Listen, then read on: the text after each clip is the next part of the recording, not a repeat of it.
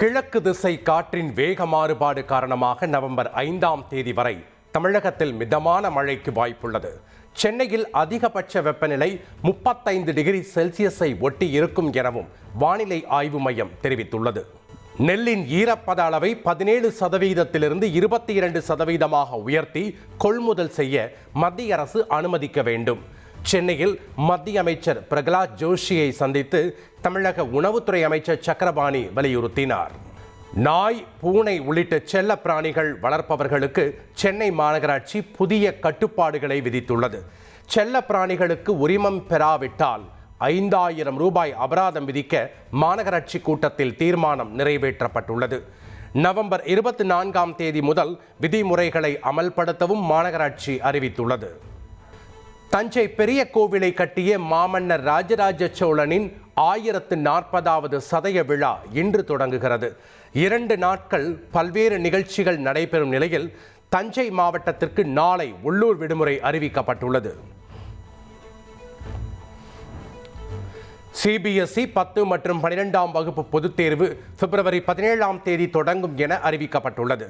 10ஆம் வகுப்பு பொதுத் தேர்வு மார்ச் 10ஆம் தேதி வரை நடைபெறும் என்றும் 12ஆம் வகுப்பு பொதுத் தேர்வு ஏப்ரல் 9ஆம் தேதி வரை நடைபெறும் என்றும் தெரிவிக்கப்பட்டுள்ளது.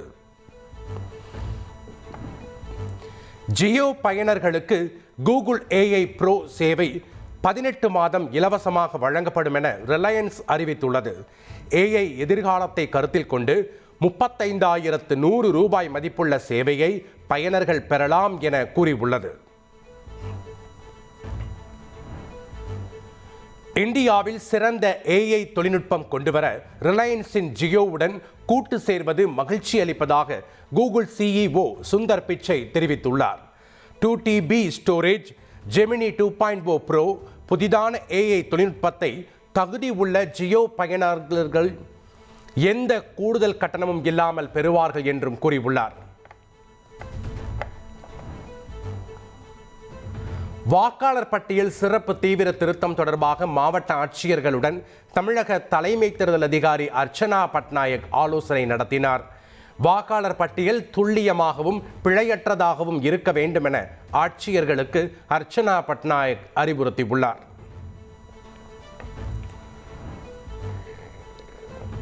தமிழகத்தில் வாக்காளர் பட்டியல் சிறப்பு தீவிர திட்டத்தை தைரியத்தோடு எதிர்கொள்ள வேண்டும் என அமைச்சர் துரைமுருகன் தெரிவித்தார். வேலூரில் செய்தியாளர்களிடம் பேசிய அவர், வெளி மாநிலத்தவர்கள் வாக்காளர்களாக மாறினால் டேஞ்சர் தான் என்றும் கூறினார். உச்சநீதிமன்றத்தின் 53வது தலைமை நீதிபதியாக சூரியகாந்தை நியமனம் செய்து குடியரசுத் தலைவர் திரௌபதி முர்மு உத்தரவிட்டுள்ளார். நவம்பர் 24ஆம் தேதி முதல் 2027ஆம் ஆண்டு பிப்ரவரி 9ஆம் தேதி வரை உச்சநீதிமன்ற தலைமை நீதிபதியாக சூரியகாந்த் செயல்படுவார் என தெரிவிக்கப்பட்டுள்ளது. தமிழகத்தில் கடினமாக உழைக்கும் பீகார் மக்களை திமுக துன்புறுத்தி வருவதாக பிரதமர் மோடி குற்றம் சாட்டினார். பிற மாநில காங்கிரஸ் தலைவர்கள் பீகார் குறித்து அவதூறு பரப்புவதாகவும் சாப்ராவில் நடந்த தேர்தல் பிரச்சார பொதுக்கூட்டத்தில் விமர்சித்தார்.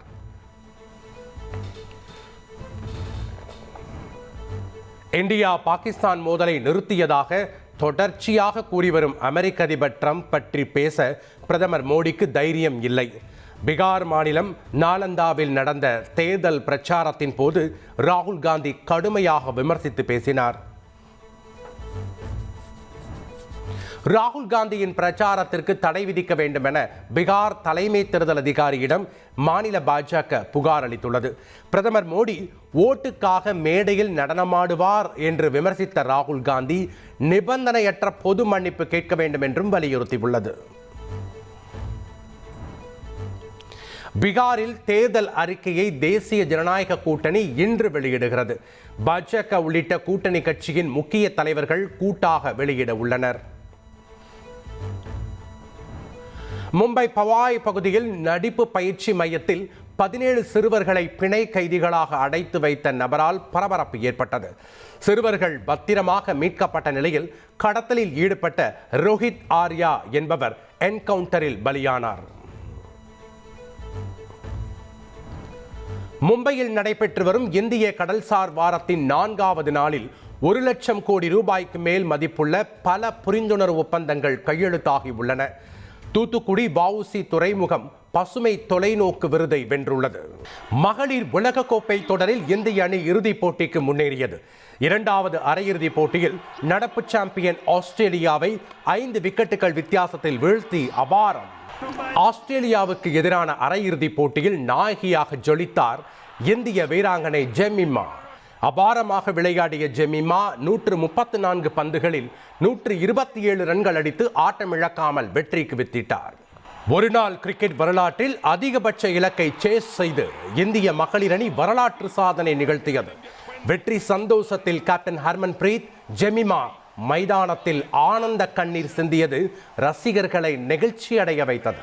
இந்திய மகளிர் கிரிக்கெட் அணியின் அர்ப்பணிப்பு மற்றும் உறுதிப்பாடு தெளிவாக தெரிவதாக பிசிசிஐ செயலாளர் தேவ்ஜித் சைக்கியா பாராட்டியுள்ளார். வருகிற ஞாயிற்றுக்கிழமை நடைபெறும் இறுதிப் போட்டியிலும் இந்தியாவின் வெற்றி பயணம் தொடரும் என அவர் நம்பிக்கை தெரிவித்துள்ளார். சென்னையில் ஆபரண தங்கத்தின் விலை ஏற்ற இறக்கத்துடன் காணப்பட்டது. காலையில் 1800 ரூபாய் குறைந்த நிலையில் மாலையில் 1600 ரூபாய் அதிகரித்து 90,400 ரூபாய்க்கு விற்பனை செய்யப்பட்டது. தேவர் குரு பூஜை விழாவை ஒட்டி பசும்பொனில் உள்ள முத்துராமலிங்க தேவர் நினைவிடத்தில் தலைவர்கள் மரியாதை செலுத்தினர். துணை ஜனாதிபதி சிபி ராதாகிருஷ்ணன், முதல்வர் ஸ்டாலின், அதிமுக பொதுச் செயலாளர் எடப்பாடி பழனிசாமி மற்றும் அரசியல் கட்சியினர் மாலை அணிவித்து மரியாதை செலுத்தினர். பற்றற்ற பண்பாளர் நம்முடைய பசும்பொன் முத்துராமலிங்க ஐயா அவர்கள், அவரை போற்றுவது தேசியத்தை போற்றுவது, அவரை போற்றுவது தெய்வீகத்தை போற்றுவது, எல்லா சமூகத்தினரும் ஒன்றிணைந்து ஒற்றுமையாய் இந்த தமிழ் மண்ணினுடைய வளர்ச்சிக்கும் பாரத தேசத்தினுடைய வளர்ச்சிக்கும் பங்காற்றிட முடியும். அந்த உயர்ந்த சிந்தனை மனதிலே கொண்டு நம்மிடத்திலே இருக்கின்ற வேறுபாடுகளை நாம் மறப்பதுதான் உண்மையிலேயே நாம் நம்முடைய பெரியவர்களுக்கு செலுத்துகின்ற அஞ்சலி. புதுசா பசும்பொன்னில் ஒரு திருமண மண்டபம் அமைக்கணும்னு ஒரு கோரிக்கையை வந்து கொண்டிருக்கிறது. அந்த கோரிக்கையை உடனடியாக ஏற்று 3 கோடி ரூபாய் மதிப்பீட்டில் தேவர் திருமகனார் பெயரில் திருமண மண்டபம் அமைக்கப்படும் என்று இந்த நேரத்தில் நான் உறுதியளிக்கிறேன். பசும்பொன்னில் OPS, டிடிவி தினகரன், செங்கோட்டையன் ஒன்றாக சேர்ந்து தேவர் நினைவிடத்தில் மரியாதை செலுத்தினர். அதிமுகவை ஒருங்கிணைக்கவே பசும்பொன்னில் இணைந்துள்ளதாகவும் தங்களது முயற்சி தொடரும் எனவும் OPS தெரிவித்தார். இன்றைக்கு அனைத்து இந்திய அண்ணா முன்னேற்ற கழகத்தில் பிரிந்திருக்கின்ற சக்திகள் அனைவரும் ஒருங்கிணைக்க வேண்டும் என்ற நல்லெண்ணத்தோடு நம்பிக்கையோடு இன்றைக்கு கூடியிருந்த இந்த ஐயாவுடைய சன்னதியில் சபதம் மேற்கொண்டு அனைவரும் ஒருங்கிணைந்து ஒரே குடையின் கீழ் நின்று மீண்டும் புரட்சித் தலைவர் எம்ஜிஆர், புரட்சித் தலைவி மாண்பு அவருடைய ஆட்சியை தமிழகத்திலே நிறுவிட வேண்டும் என்ற சபதத்தை இன்றைக்கு மேற்கொண்டிருக்கிறோம் என்பதையும், அதற்கு அத்தாட்சியாகத்தான் இன்றைக்கு குழுமியிருக்கின்ற அம்மா மக்கள் முன்னேற்ற கழகத்தினுடைய பொதுச் செயலாளர் மாண்புமிகு திரு டிடிவி தினகரன் அவர்களும், நம்முடைய கொங்கு நாட்டின் தங்கம் அண்ணன் திரு செங்கோட்டையன் அவர்களும் இன்றைக்கு இங்கே பயணித்திருக்கிறோம். அதாவது பிரிந்திருக்கின்ற அனைத்து இந்திய அண்ணா முன்னேற்ற கழகத்தின் சக்திகள் தமிழக மக்கள் மீண்டும் திமுக ஆட்சி வரும் சொல்லலாம். பசும்பொன்னில் சசிகலா, OPS, செங்கோட்டையன் சந்தித்து பேசிக் கொண்டனர். தேவர் இல்லத்தை மூவரும் இணைந்து பார்வையிட்டனர்.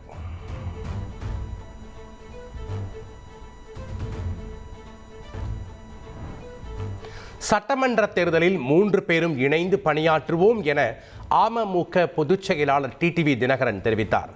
துரோகத்தை வீழ்த்தும் வரை தங்கள் பணி ஓயாது எனவும் சசிகலா மனதளவில் தங்களுடன் இருக்கிறார் எனவும் அவர் கூறினார். உண்மையான அம்மாவின் ஆட்சி, புரட்சித் தலைவரின் ஆட்சி, புரட்சித் தலைவர் உருவாக்கிய அந்த அடிப்படை விதிகளோடு கூடிய இயக்கத்தை உருவாக்குவதுதான் எங்களது முதல் குறிக்கோள். அதற்காகத்தான் அம்மா மக்கள் முன்னேற்ற கழகம் தொடங்கப்பட்டது. இன்றைக்கு நாங்கள் மூவரும் அந்த ஒரு எண்ணத்தில் தான் இணைந்திருக்கிறோம். இதில் இதில் அம்மாவின் கட்சியாகிய அனைத்து இந்திய அண்ணா திராவிட முன்னேற்ற கழகம் எங்களுக்கு எதிரி கிடையாது. நான் ஏற்கனவே சொல்லியிருக்கேன், எடப்பாடி திமுக தான் எங்களுக்கு எதிரி. எடப்பாடி என்கிற துரோக மனிதர் தான் அம்மா மக்கள் முன்னேற்ற கழகத்தின் எதிரி. அதை தாண்டி வேற யாரையும் நாங்கள் எதிரியாக நினைக்கவில்லை. மீண்டும் தமிழ்நாட்டில் புரட்சி தலைவர் அவர்களின் பொற்கால ஆட்சியை, அம்மா அவர்களின் சிறப்பான ஆட்சியை கொண்டு வருவதற்கு அம்மா அவர்கள் தொண்டர்கள் அனைவரையும் ஒன்றிருக்கின்ற முயற்சியாக இன்றைக்கு அண்ணன் செங்கோட்டையன் அவர்களும் அண்ணன் ஓபிஎஸ் அவர்களும் எங்களோடு கரம் கோர்த்து தேர்தலிலே நாங்கள் எங்கள் பணியை ஆற்ற இருக்கிறோம். முன்னாள் முதல்வர் ஓபிஎஸ் திமுகவின் பி டீமாக செயல்படுகிறார் என்று ஏபிஎஸ் குற்றம் சாட்டினார்.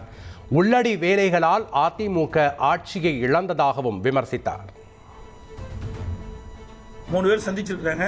அது ஏற்கனவே போட திட்டம் தானே, இன்னைக்கு நேரத்தை போட்டாங்க. அதிமுகவில் இருக்கின்ற பொழுதே குடி பறிச்ச காரணத்தினால தான் நாங்கள் வெற்றி வாய்ப்பு இழந்துட்டோம். இப்படிப்பட்ட துரோகிகள் அதிமுகவில் இருந்த காரணத்தினால தான் எங்களை 2021 ஆட்சிக்கு வர முடியல. புரியுதுங்களா? இப்ப 2 நாளைக்கு முந்தைய என்ன சொன்னார் ஓபிஎஸ்? இவரே அதிமுக கட்சிக்காரர், இவரே ஒருங்கிணைக்கின்றவர். உண்மையான அனைத்து இந்திய அண்ணா திராவிட முன்னேற்ற கழகத்தை மனசுல இருந்து இந்த வார்த்தை வராது. 2 நாளைக்கு முந்தைய சொன்னார்ல, அண்ணா திமுக ஆட்சிக்கு வரும்னு சொன்னார். இவர் எப்படி போய் ஒன்றாக இணைய முடியும்? இதெல்லாம் திமுக பி டீமா இருந்து செயல்படும். செங்கோட்டையனை நீக்குவதில் தயக்கமில்லை என்று இபிஎஸ் தெரிவித்தார். செங்கோட்டையன், ஓபிஎஸ், டிடிவி தினகரன் சந்திப்பு ஏற்கனவே திட்டமிடப்பட்டது என்றும் விமர்சித்தார்.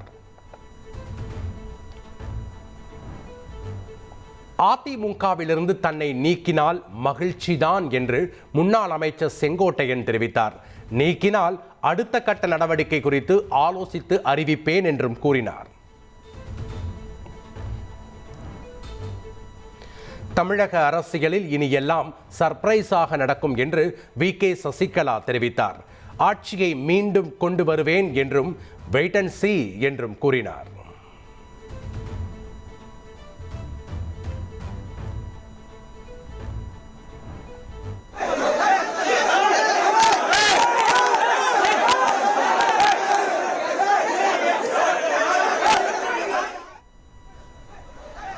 முத்துராமலிங்க தேவர் நினைவிடத்தில் பூசாரியை ஸ்ரீதர் பாண்டையார் தாக்கியதால் பரபரப்பு ஏற்பட்டது.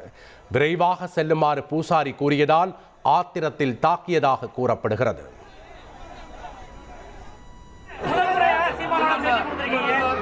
ஆமா, அவர் நான் ஆஸ்பத்திரியில் இருக்கும்போது கூட அவர் வந்து பார்த்தாரு. அவருக்கு உடம்பு சரியில்லைன்னா கவலையோட நான் அவர்கிட்ட பேசுவேன். நானே எங்க அண்ணனும் அம்மா இறந்ததுக்கு 2 பேரும் ஒன்னா நின்று பேட்டி கொடுத்தோம். ஆமா, கலிக்கப்பட்டி வீட்டுக்கே எங்க அம்மா இறந்தப்ப ராத்திரியோட ராத்திரியா சீமார் வந்துட்டாரு. தொடரும். பசும்பொன்னில் தேவர் நினைவிடத்தில் மரியாதை செலுத்திய பின் வைகோ செய்தியாளர்களை சந்தித்த போது சீமானும் உடன் இருந்தார். இருவரும் ஆற தழுவி அன்பை பரிமாறிக்கொண்ட நிலையில் சீமான் முயற்சிகள் வெற்றியடைய வாழ்த்துவதாக வைகோ தெரிவித்தார். சென்னை பனையூரில் உள்ள தலைமை அலுவலகத்தில் பசும்பொன் முத்துராமலிங்க தேவர் உருவப்படத்திற்கு தாவேகா தலைவர் விஜய் மாலை அணிவித்து மரியாதை செலுத்தினார். சமூக ஒற்றுமைக்காக தன்னை அர்ப்பணித்தவர் முத்துராமலிங்க தேவர் எனவும் விஜய் புகழாரம் சூட்டியுள்ளார். திமுகவை அகற்ற ஓபிஎஸ், டிடிவி தினகரன், விஜய், சீமான் உட்பட அனைவரும் தேசிய ஜனநாயக கூட்டணியுடன் ஒன்றிணைய வேண்டும். சென்னையில் செய்தியாளர்களிடம் பேசிய போது பாஜக மூத்த தலைவர் தமிழிசை சவுந்தரராஜன் வலியுறுத்தியுள்ளார். கூட்டணி குறித்து தாவேகாவுடன் பேச்சுவார்த்தை நடத்தவில்லை என அதிமுக பொதுச் செயலாளர் இபிஎஸ் தெரிவித்துள்ளார். கூட்டணி என்பது இரு கட்சி தலைவர்கள் பேசி முடிவெடுப்பது என்றும் தேர்தல் வரும்போது கூட்டணி குறித்து முடிவு எடுக்கப்படும் என்றும் விளக்கம் அளித்தார்.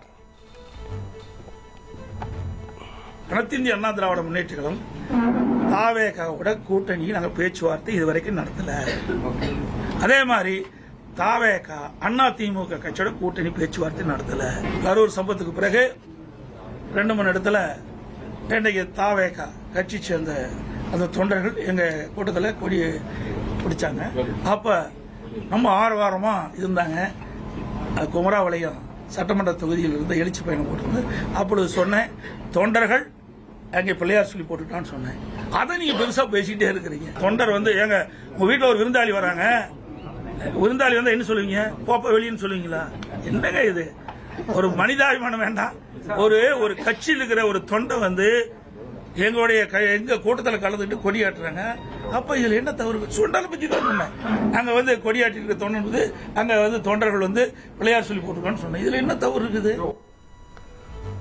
சட்டப்பேரவை தேர்தலை ஒட்டி 234 தொகுதிகளை 10 மண்டலமாக பிரித்து தாவேகா தலைவர் விஜய் பொறுப்பாளர்களை நியமித்தார்.